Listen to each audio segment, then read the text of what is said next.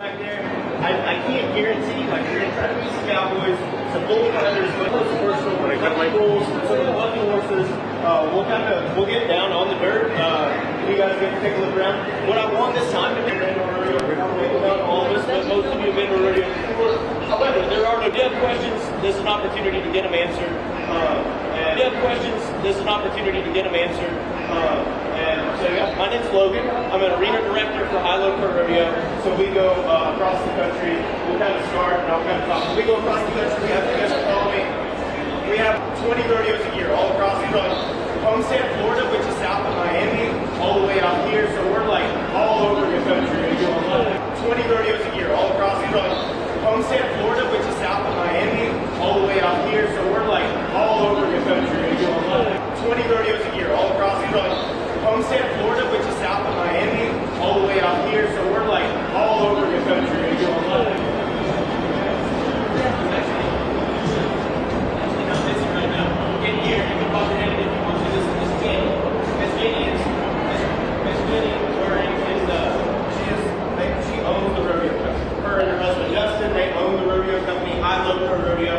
She's also our rodeo secretary. So all the contestants, before they can compete, they have to come in here. They'll see her. They'll pay their entry fees. They can come up here on the wall, look at the sheets, and they can see what animal they've drawn to compete on. They don't get to pick what animal they ride. The bull riders and bucking horse riders don't get to pick what animal they ride. It's drawn for them. So it's kind of a random luck of the draw.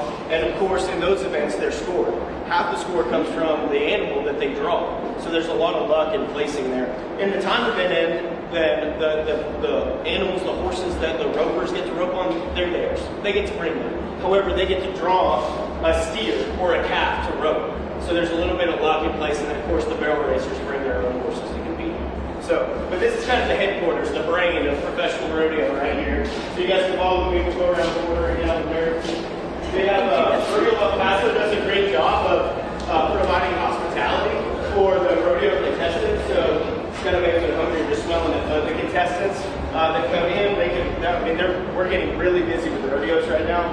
We're about to start 100 rodeos in 100 days. So these rodeo athletes, they're rodeoing almost every day of the week, sometimes from state to state. The least we can do is provide a little bit of the world. So anyway, you guys can come third base, watch where you step. That's all I'm saying. Okay? And we're getting on third. I need more than dirt.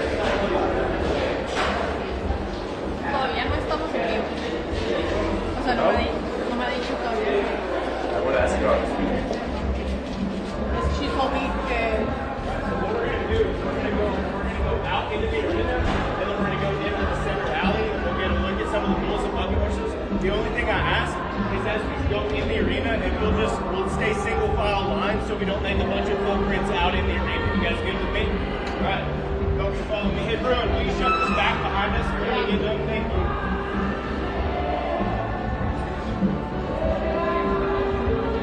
We're not live yet.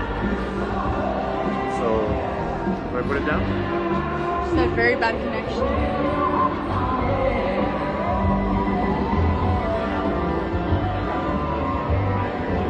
¿A cuánto estás? Dice que está mal. But that's fine, isn't it? It's perfect.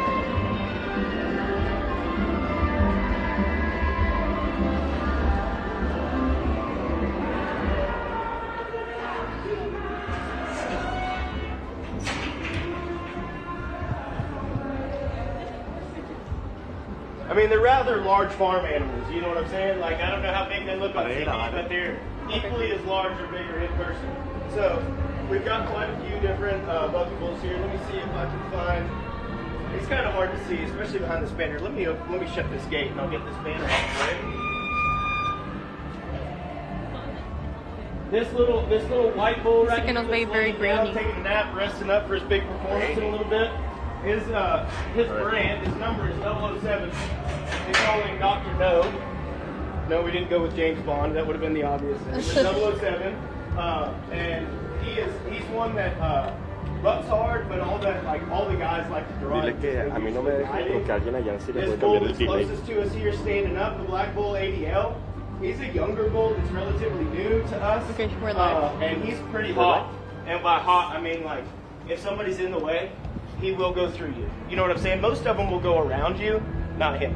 He's gonna go through you for sure. So, yeah, I don't like the way they look. I don't like the way they smell. I stay as far away as possible.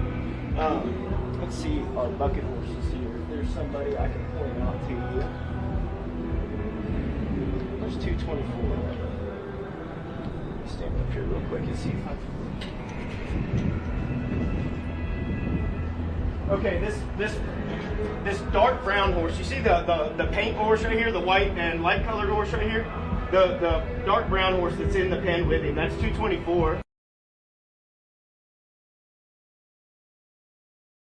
American Hustle is drawn from a guy by the name of Bradley Miller, who Bradley Miller is #1 in the world standings right now in the event of bareback riding. So he's in college. He actually was at the college national finals in Casper, Wyoming. It's going on this week.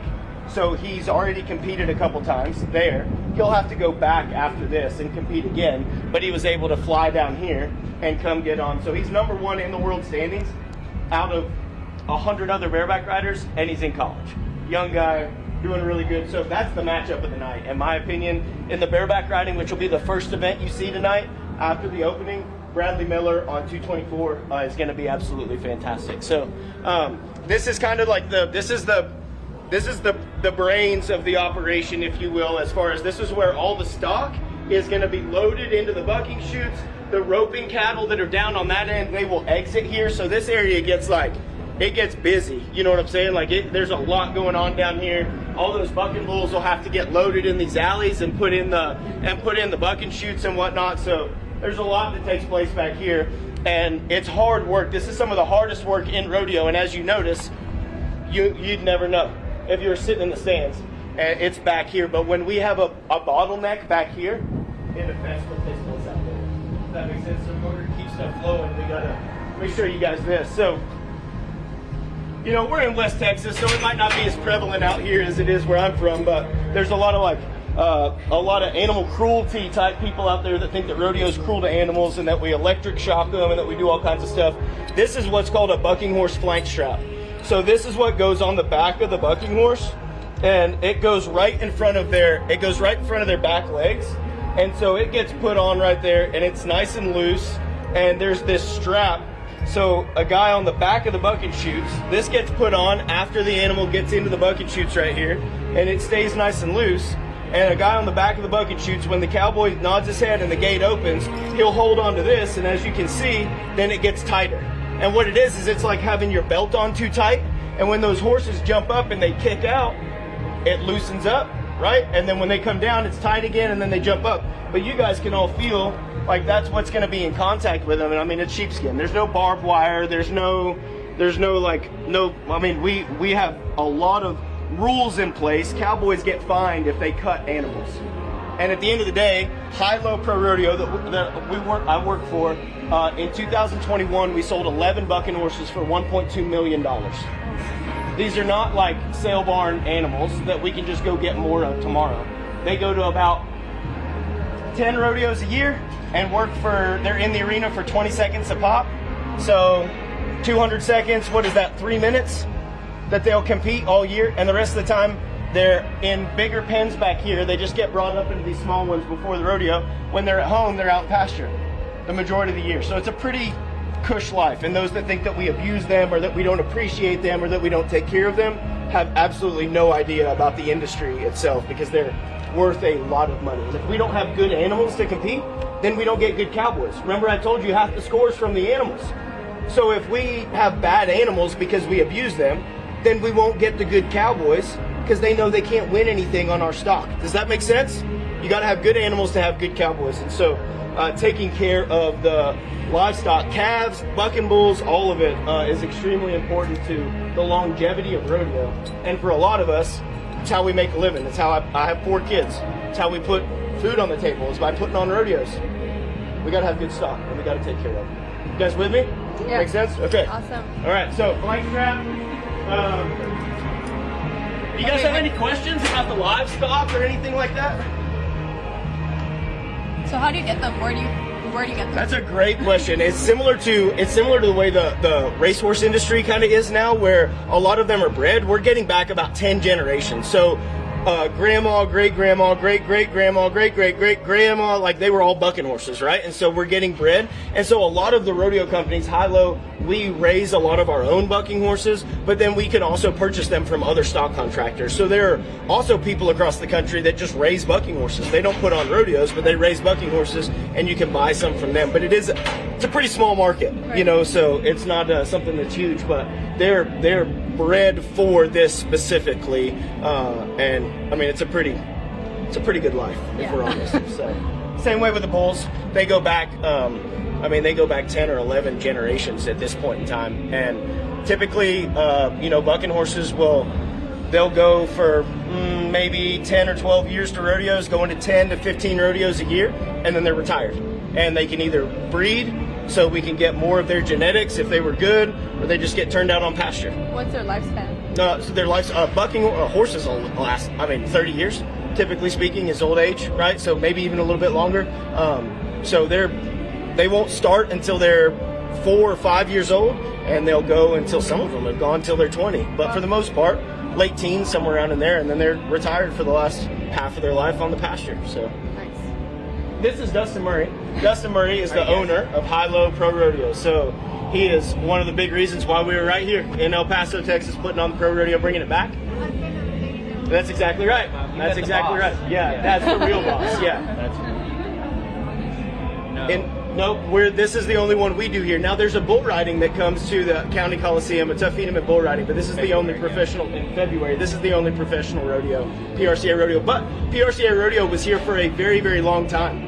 In fact, back in the 60s and 70s, the Professional Rodeo Cowboy Association had a big rodeo here in the Coliseum, and it was like over 10 performances long. It was really, really big, and it went away in 2014. And so we brought it back 3 years ago, and we're trying to kind of maybe build it back to what it was. At one point in time, it was a premier stop on the tour. And like I said, we've got the #1 bareback rider in the world. So we're well on our way to bringing it back to being a premier stop for all the top cowboys. Have you guys ever been to our rodeo El Paso? No. Any of you guys ever been to rodeo? Whose first rodeo? It's mine. Right here. You're a pro. You're a rodeo pro? No, I'm not a pro, but it's not my first. Okay. Second.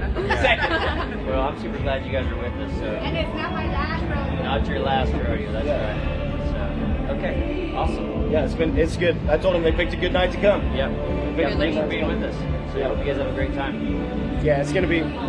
Hey guys, thank you so much for joining us for our first ever 7 in the City Live. We're here at the Behind the Chutes tour here at the County Coliseum for the rodeo in Paso. You can see we're getting a closer look at some of the livestock that's here behind the scenes. Some of the preparations that take place. We're now an hour out from the actual event, from kicking off. We're here with Logan, who's the arena director, who's giving us a close look and explaining a little bit about what all happens when you head out here. Sorry. No? Okay, go ahead. There you go. You want me to take it? So now we're going to take some pictures. Now you can actually get access to this behind the scenes tour either tomorrow or Sunday if you come 2 hours before. Now when you buy your ticket online, you can find that exclusive add-on that you can get to your ticket. So this is limited availability. As you can see, there's people here who come along. You bring your cowboy boots. You can take your pictures here behind the scenes. Giving you that closer look just a little bit further out from the arena. We have the arena right here behind us where we'll be seeing the event take place, the rodeo take place, the official event. But you know, this is the actual dirty part, right? Where you get your cowboy boots a little dirty and you have some fun. So let's go ahead and see you. Just giving you guys a closer look here at what a rodeo really looks like from behind the scenes. So follow us along. I'll be going behind the scenes and now, or behind the camera now, so you guys can get a closer look.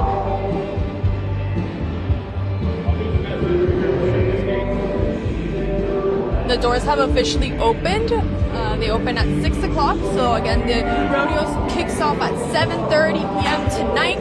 But tonight is not the only night you can head out here to the County Coliseum. You'll actually have a chance to head out here also tomorrow and Sunday. So if you have a chance, family event is getting crazy. You can feel like the energy starting to pump up.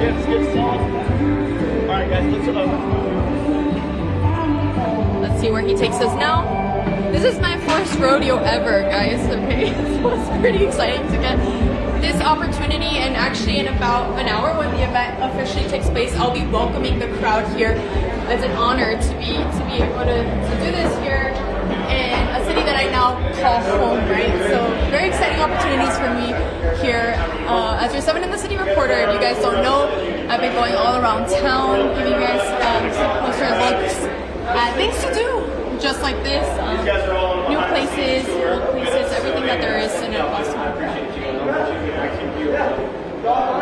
Yeah, it's good. So you just came in from Casper, is that right? Yeah. Okay, so we're actually talking to someone who just flew in from Casper. Yeah, right back. That's awesome. So he came all the way to El Paso from Casper, Wyoming, just for this rodeo, and he's going back tomorrow. We'll be here for about 10 or 12 hours. Yeah. So in and out. Yeah. Trying to get that money. Oh yeah. Have y'all been to rodeo before? No. What should we know before? I mean, as the rodeo takes place, what should we know? What should we expect? I think you should expect to have a good time. If you come into it ready to have fun, you're going to have the time of your life. And there's nothing more wholesome and fun to watch, entertaining than a rodeo. So you're going to enjoy it. And you're from Casper, Wyoming? No, I'm from Huntsville, Texas, but competing at the college national finals this week. And we had one day off to come down here, and we're going to fly right back for the short round tomorrow night. Oh, well, congratulations. Can't wait to see you over there in the arena. We'll keep an eye out. How old are you? Thank you. 22. 22 years old. Okay, you guys good?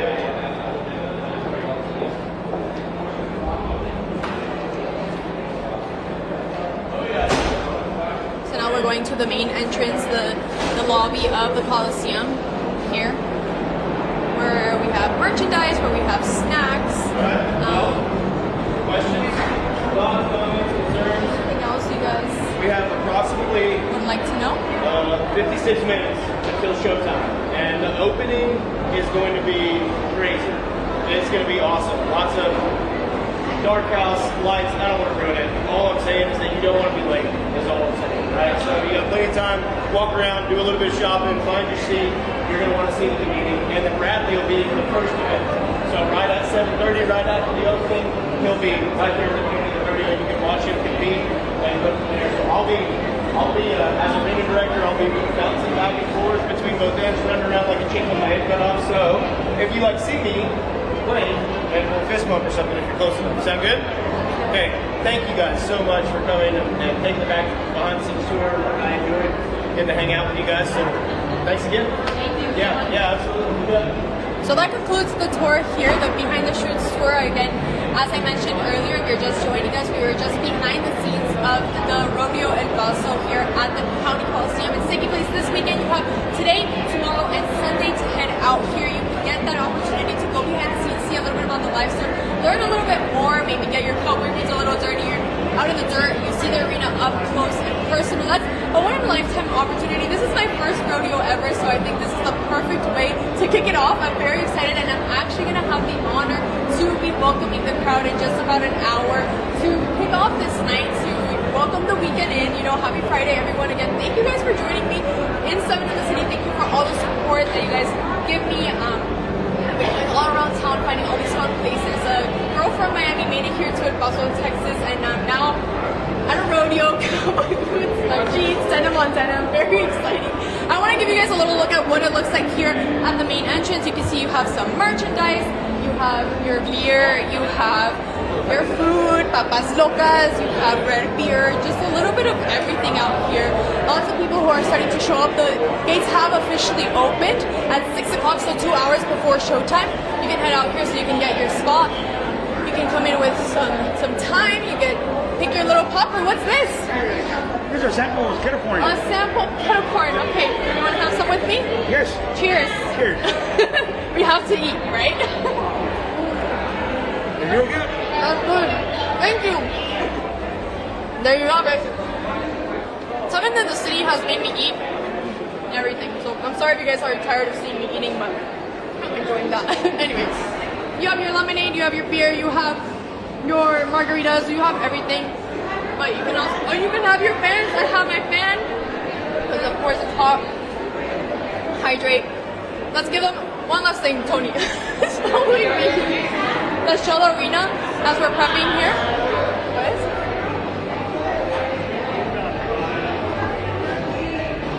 So this is what the arena looks like before it all starts, before the crowd goes wild. This is what it looks like. We have it all clean, all calm, the calm before the storm. The lights are off. It's gonna be a spectacular show for her. I can't wait to witness it all. Again, people are starting to come in. But guys, thank you so much for joining me here on 7 in the City again. I appreciate every single one of you. I appreciate all the support. I do this for you guys. I want to show you guys there are fun things to do around here. So make sure to follow us on Instagram, KBIA ABC7 Instagram, or Isabela Martinez _ KBIA. That's my personal Instagram too, where you can find all our 7 in the City stories. Make sure to stay tuned. There's lots more to come. The summer is here. The events are happening, and there are fun things to do. So make sure to stay tuned again. Thank you guys so much. Appreciate every single one of you.